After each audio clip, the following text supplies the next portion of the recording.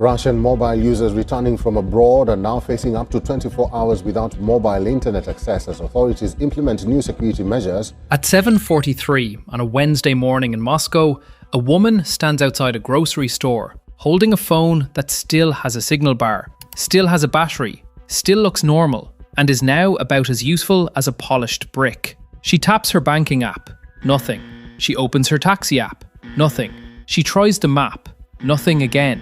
Behind her, the card terminal inside the shop freezes mid-payment. Two students at the metro entrance are turning in a slow circle, like human compass needles, trying to remember which way the transfer tunnel goes without mobile data. A courier on an e-bike is stopped at the curb, staring at an order queue that will never load.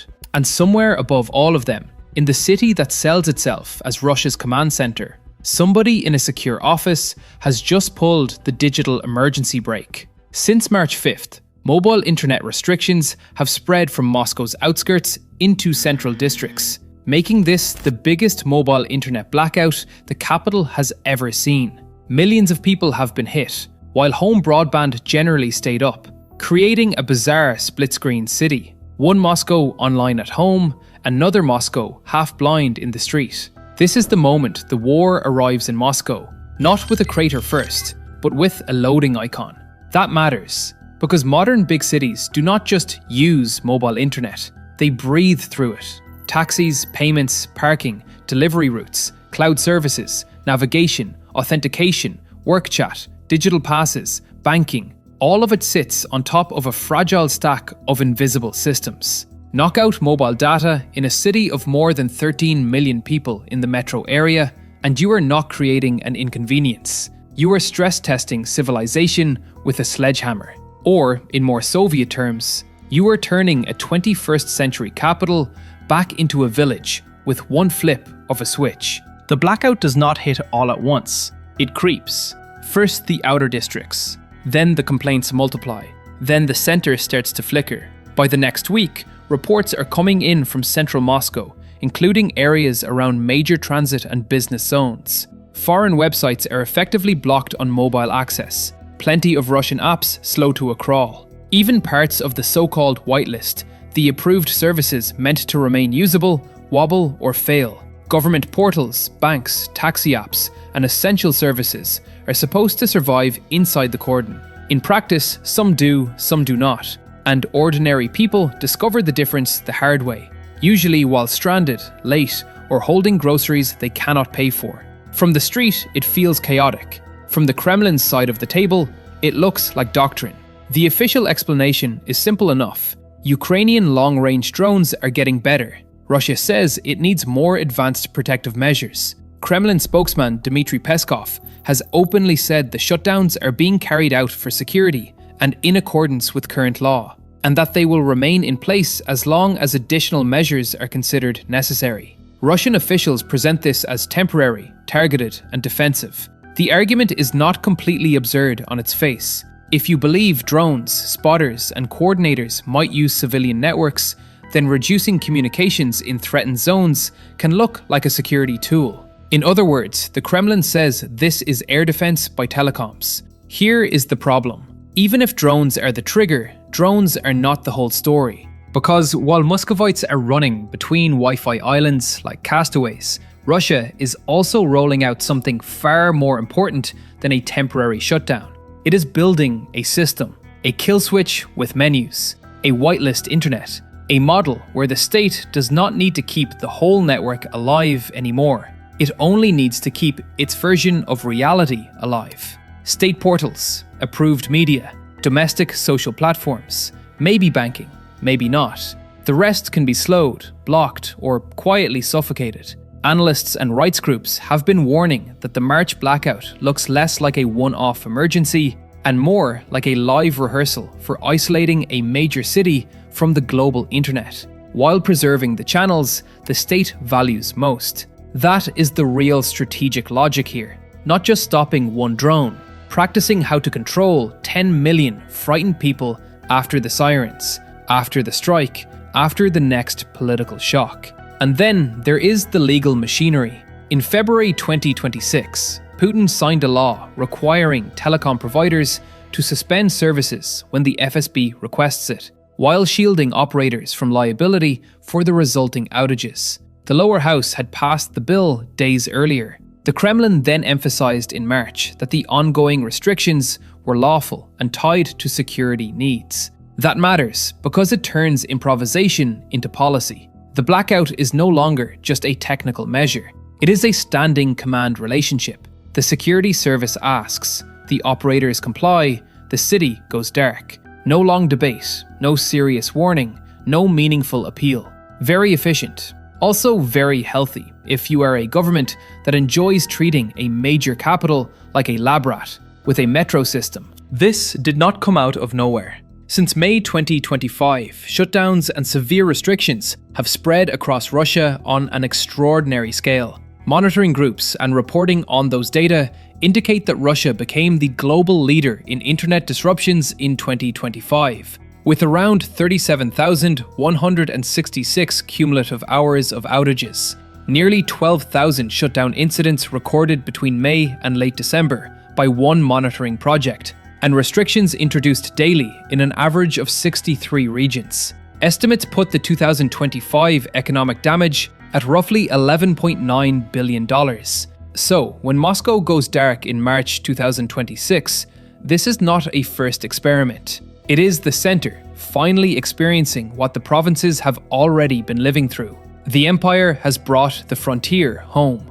And that is why the economic pain matters so much. Moscow is not just another region. It is the financial brainstem of the Russian state. Break mobile internet there, and you are not clipping some social media usage. You are jamming payments, taxi fleets, courier routing, cloud-based workflows, customer authentication, retail transactions, parking, scheduling, field service coordination, and bits of government administration all at once. Businesses report cashless payments stalling, ride-hailing apps fail, delivery systems misfire, ATMs and parking meters are affected, pharmacies and medical services run into trouble. Some estimates put losses in Moscow alone at between 1 and 2 billion rubles a day, while another estimate put 5-day losses at about 5 billion rubles. That is a spectacularly expensive way to defend your capital, like using a gold-plated fire extinguisher filled with vodka. Zoom back into the street and the adaptation is almost comical, until you remember why it is happening. Sales of walkie-talkies and pagers rise. People carry cash again. Some print directions. Some rely on home broadband to order a taxi and then walk around outside trying to find where the driver actually is. Others keep offline maps on their phones like it is 2011. The city starts improvising around state-imposed friction the way a frontline town does, not because Moscow has become poor, because it has become vulnerable. There is a difference. One is economic, the other is strategic. This is where the irony bites.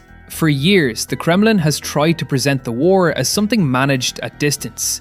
Pain out there, stability in here. Frontline over the horizon. Life in Moscow with some patriotic wallpaper. But long-range Ukrainian strike capability keeps chewing through that illusion. Drone attacks and attempted strikes on infrastructure deeper inside Russia have forced Moscow to think less like an untouchable imperial capital and more like a threatened rear area. Reuters reported that Putin convened his Security Council on protecting critical infrastructure after intensified Ukrainian attacks. Mobile internet slowdowns in Moscow expanded in that same climate. In plain English, Ukraine does not need to occupy Moscow to force Moscow to behave like a city under siege. It only needs to make the Kremlin fear what could happen if the networks stay open. And that may be one of Kyiv's most effective strategic victories of the war so far. Not because the blackouts themselves are caused solely by Ukrainian action. Russia chooses to impose them. That is the point. Ukraine creates pressure at long range. The Kremlin internalizes that pressure and then exports the cost onto its own population and its own economy. The result is a vicious little exchange rate. A relatively cheap drone threat, or even the credible prospect of one, helps trigger massively expensive self-disruption inside Russia's most important city. This is warfare by induced overreaction. Make the other side spend money, political capital, social trust, and economic output, just to feel safer than it actually is. And there is another layer. Cyber, communications, and drone warfare are starting to merge into one operational space. In older wars, air defense and censorship lived in different rooms. Now they are sharing a desk.